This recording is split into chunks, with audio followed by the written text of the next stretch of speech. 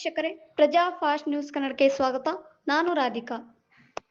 ವಿಜಯನಗರ ಜಿಲ್ಲೆ ಹೂವಿನಹಡಗಲಿ ತಾಲೂಕಿನಿಂದ ಕೂಳ್ಗಿ ತಾಲೂಕಿಗೆ 74 ಕೆರೆಗಳಿಗೆ ನೀರು ತುಂಬಿಸುವ ಯೋಜನೆ.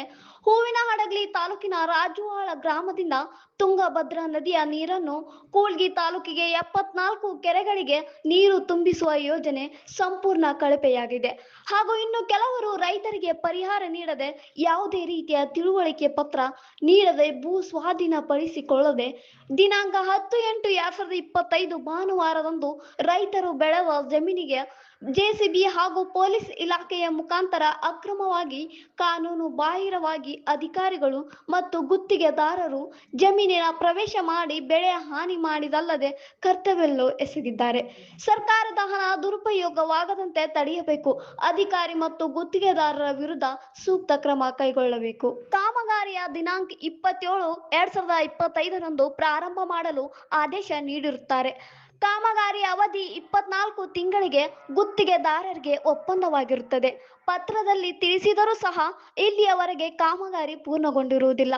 ಕಾಮಗಾರಿಯ ವಿಚಾರವಾಗಿ ಮಾನ್ಯ ಕಾರ್ಯಪಾಲಕ ಅಭಿಯಂತರರು ನಿ ಮತ್ತು ಸಿಂತಾಲೂರು ಏತ ನೀರಾವರಿ ಯೋಜನೆ ವಿಭಾಗ ನಂಬರ್ 2 ಹೂವಿನಹಡಗಲಿ ತಾಲೂಕಿನ ಅಧಿಕಾರಿಗಳು ದಿನಾಂಕ 27/2025ರ ಪತ್ರದಲ್ಲಿ ತಿಳಿಸಿರುತ್ತಾರೆ. 20, 21, 22ರ ಭೂ ಪರಿಹಾರ ಧನ ವಿತರಿಸಲು 20-25ರವರೆಗೆ ಸಮಯ ಬೇಕಾಗುತ್ತಾ ಎಂಬುದು ರೈತರ ಪ್ರಶ್ನೆಯಾಗಿದೆ.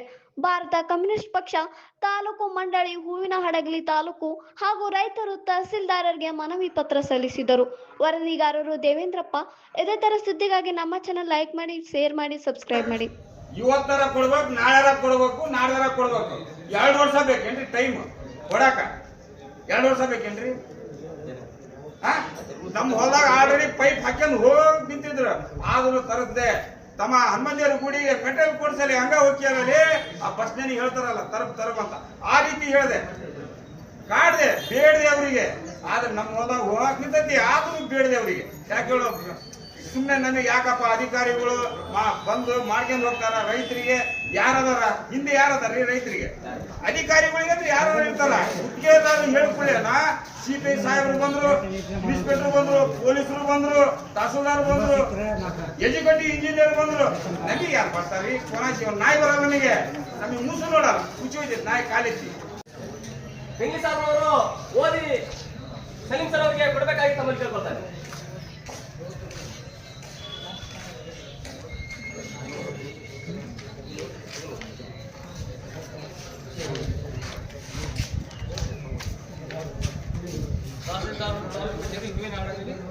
ತಾಲೂಕು ವಿಜಯನಗರ ಜಿಲ್ಲೆ.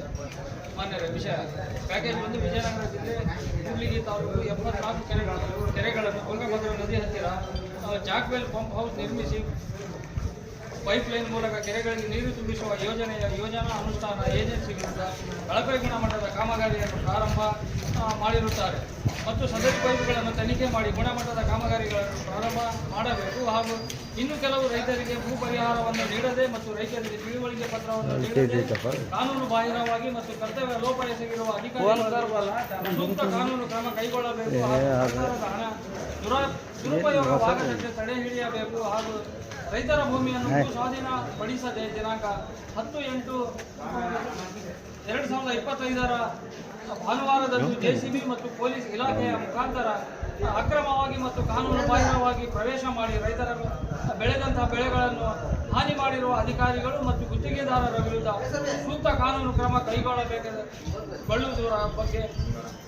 ಕೈಗೊಳ್ಳಬೇಕೆಂದು ಈ ಮುಖಾಂತರ ಕೇಳಿಕೊಳ್ಳುತ್ತೇವೆ. ಎಲ್ಲದಾರು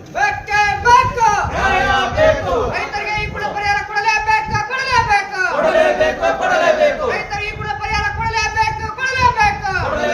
ಕೊಡದೆ ಹೋದರೆ ಹೋರಾಟ. ಮನವಿಯನ್ನು ಸ್ವೀಕರಿಸಿದಂತಹ ಮಾನ್ಯ ಸಲೀಂ ಸರ್ ಅವರು ಈ ಒಂದು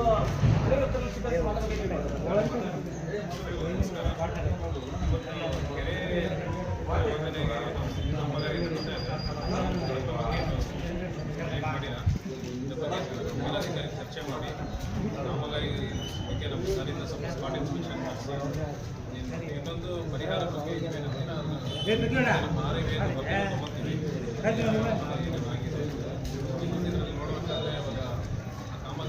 ವಲಯದಲ್ಲಿ ನಡೆಯುವಂಥದ್ದು ಸ್ವಾಧೀನ ಅಪಸ್ವಾಧೀನ ಆಗಿಲ್ಲ ಅಂತ ಒಂದು ಚರ್ಚೆ ಮಾಡಿದ್ರೆ